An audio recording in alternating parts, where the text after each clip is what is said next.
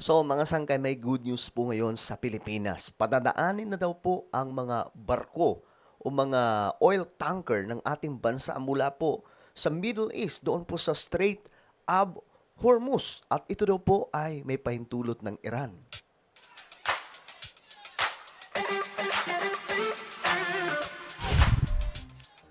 Alright guys, alamin po natin kung ano ang katotohanan tungkol po dito dahil ito po ngayon ay kumbaga isa po sa pinag-uusapan ngayon sa buong bansa, no? Talagang ang tindi ng balitang to. Mga sangkay, nabulabog. Kahit po yung mga engkanto, nabulabog. Anyway, bago tayo magtuloy-tuloy sa mga hindi pa po nakakapag-subscribe dyan, makikita nyo po yung subscribe button sa baba ng video na to. I-click nyo lamang po yung subscribe, i-click ang bell, at i-click nyo po yung all. Sa mga nanonood naman po sa Facebook, i-follow nyo po yung ating Facebook page. Okay. Eto na nga mga sangkay. Ang Pilipinas daw padadaanin na sa Strait of Hormuz ng Iran matapos daw po makipag-usap. Aba, ito ang balita tungkol dyan mga sangkay, tingnan po natin. Ito yung naging breaking news na ngayon ay bumulabog po sa ating bansa at syempre sa buong mundo. Dahil ayon po dito, breaking, Iran allows passage of Philippine flag vessels. The Department of Foreign Affairs says that Secretary Teresa Lazarus phone conversation with Iranian Prime Minister ba to? Itong si Aragchi resulted in stronger bilateral cooperation on all fronts. Lazarus stressed that this development is a win for the country energy security as the Philippines imports most of its energy sources. Iran will now, Iran will now allow all Philippine flag vessels and seafarers to pass through the Strait of Hormuz with unhindered, safe, and expeditious passage. O ngayon mga sangkay, yan yung breaking news. Yan yung kumbaga nagpausok sa Pilipinas ngayon. Maraming tuwang-tuwa, no? Makikita po ninyo yung comment. Sobrang dami, 1,000, 1,000 mahigit. Meron dito 7,000, almost 8,000 reaction. Ito yung breaking news naman mga sangkay ng Inquirer.net. Ito yung binasa natin mula po ito sa Bilyonaryo News. Dito, basahin natin. The Philippines and Iran reach a positive understanding on the safety of the Filipino seafarers and the security of Manila's energy supply, Foreign Affairs Secretary Lazarus says on Thursday after a call with Iranian foreign ministers. Okay. Foreign Minister.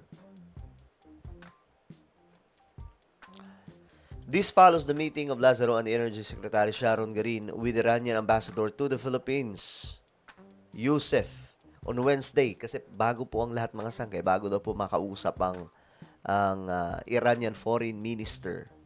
Okay? Ayon sa report, mga sangkay, nakausap ng Pilipinas ang ambassador ng Iran sa ating bansa.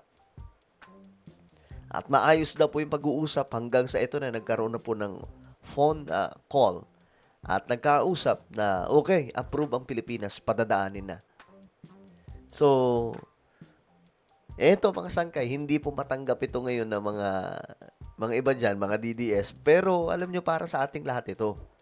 Okay, hindi ito para sa mga loyalista lang. Para sa lahat to. Kaya huwag kayong mayamot kung ito man yung balita. Good news to Dapat nga masaya kayo kasi 'di ba? Ang mahal-mahal po ng oil sa mga oil station, 'di ba? Sobrang lala ng patong nila, Diyos mio marimar. So ngayon, babagsak po 'yun kung sakasakali na padadaanin na po ang Pilipinas dito, 'di ba? So, tingnan po niyo yung reaction dito. Pambihira. Mayroon pong 8,000 shares, may 4,000 comments, at mayroon pong 1,000, 113,000 reactions. Lahat po ay masaya. Hmm. Diba? Ito ay sa Inquirer.net. Ito naman, tingnan natin, mula naman po ito sa Philstar. Iran assures that the Philippines that it will not allow it will now allow pala. Sabi dito, Iran assures the Philippines that it will allow Philippine-bound and Philippine flagships to pass through the Strait of Hormuz. The Department of Foreign Affairs announced in a statement Thursday, April 2. Sabi pa nga po ng iba, baka naman ano lang to, 'di ba? Nauuso yung April Fools. Baka naman pinagtitripan lang tayo. Nakantoko naman. Magtitripan ba tayo ng gobyerno? The Foreign Affairs Secretary Lazarus spoke with Iranian Foreign Minister Argachi today to discuss stronger bilateral cooperation on all fronts. During the call, the Iranian Foreign Minister assured the Secretary that Iran will allow the safe, unhindered, and expeditious passage through the Strait of Hormuz of Philippine-flagged vessels, energy sources, and all Filipino seafarers. So, ayan mga sangkay. Ayan, kung ito lang kung fake news to, magre-react ang Iran dito. Pero hindi, di ba? Hindi nag-react ng Iran. Hindi tulad po sa pag magsasalita po si Donald Trump, sasabihin ng Iran, kalokohan yan, hindi naman namin sinabi yan, wala namang pag-uusap na ganyan. Diba? Walang ganun eh. Actually guys, tinignan ko po dito. Ay, tingnan muna natin. Ay, grabe yung ano na ito. Daming reaction, oh, man. 34,000 shares, 4,000 comments, 139,000 reactions. Pambihira. Okay, mamaya magbasa tayo ng mga komento. Alright? Ngayon, ito mga sangkit. Tingnan po ninyo. Iran News. Ito may balita mula po ata ito sa Iran. Breaking Philippine Foreign Affairs. Iran will allow safe, smooth, and swift passage through the Strait of Hormuz for ships flying the Philippine flag. Ayan mga sangkay. Ngayon, ito pa, balita, New Direction Africa, grabe, international, binabalita na mga sangkay. Countries that can now pass through the Strait of Hormuz. Ayan, kasama po yung ating bansa. Ayan po, mga sangkay. Makikita natin dito, Malaysia, Thailand, South Africa, Philippines, India, Pakistan, Sri Lanka, Bangladesh, China. The U.S. is losing control. Nations that refuse to bow are moving freely. The empire that can, sangkay. Yan po ang nangyayari ngayon. Yan po ay ang good news sa Pilipinas. At ngayon, abangan po natin. Kasi, malalaman po natin na may resulta ng pag-uusap na ito kapag bumaba na po yung presyo ng oil. 'Di ba? Kapag bumaba na po, di ayos, goods, 'di ba? Ngayon, mga sangkay, ito, tingnan po natin yung mga comment.